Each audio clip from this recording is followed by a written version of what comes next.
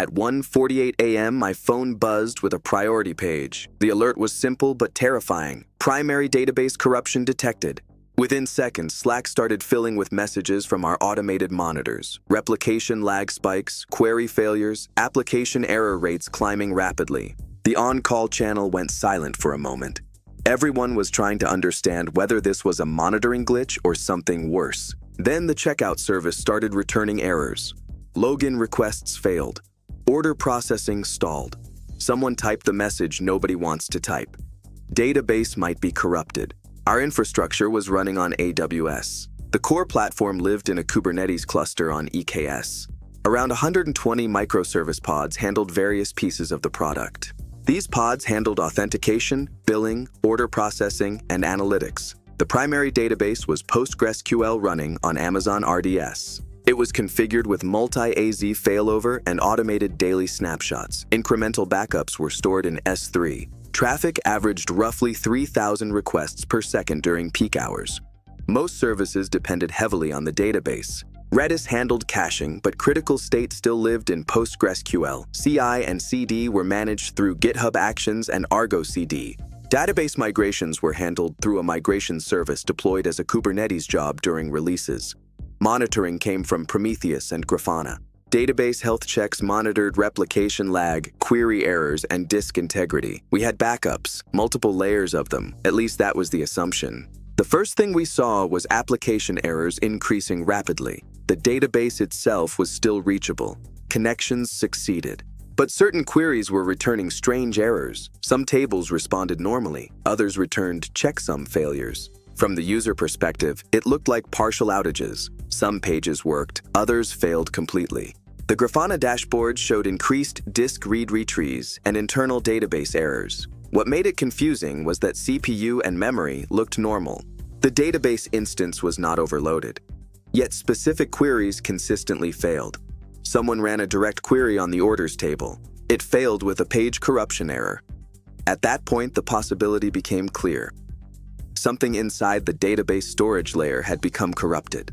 The first hypothesis was storage failure. RDS normally protects against that with replication across availability zones. We checked the standby replica. Unfortunately, it had already replicated the corrupted data blocks. Logical corruption travels as easily as valid data. Next, we checked whether this might be caused by a faulty migration. Looking at the deployment history, there had been a schema migration about 2 hours earlier. But it only added a nullable column. Nothing destructive. Database logs showed no unusual errors during the migration. Another engineer suggested checking disk-level metrics. AWS reported healthy storage volumes. That made the situation more uncomfortable. If this was logical corruption inside the database, the only reliable recovery path would be restoring from backup. We opened the RDS snapshot list. The most recent automated snapshot was from midnight, less than 2 hours old. On the surface that sounded acceptable, the plan formed quickly. Restore the snapshot to a new instance. Point services to the restored database. But before doing that, we needed to confirm the snapshot itself was valid. We initiated a test restore of the midnight snapshot. 15 minutes later, the instance came online. We ran validation queries. The corruption was still there. The snapshot contained the same corrupted table blocks. The automated backup had faithfully captured the damaged state of the database. Our most recent valid backup was actually from the previous day. At that moment, the room went quiet. Losing an entire day of data was the worst-case scenario. Further investigation uncovered the trigger. Earlier that evening, a background job performed a bulk update while an infrastructure event triggered a failover.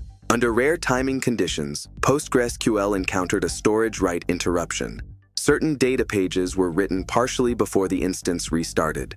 Because replication and snapshots operate at the storage level, the corrupted pages propagated into both replicas and backups. We had two options: attempt a partial repair of the corrupted table or restore the last known good backup from the previous day. Reconstructing the data manually would risk further corruption. We initiated a full restore from the previous day's snapshot.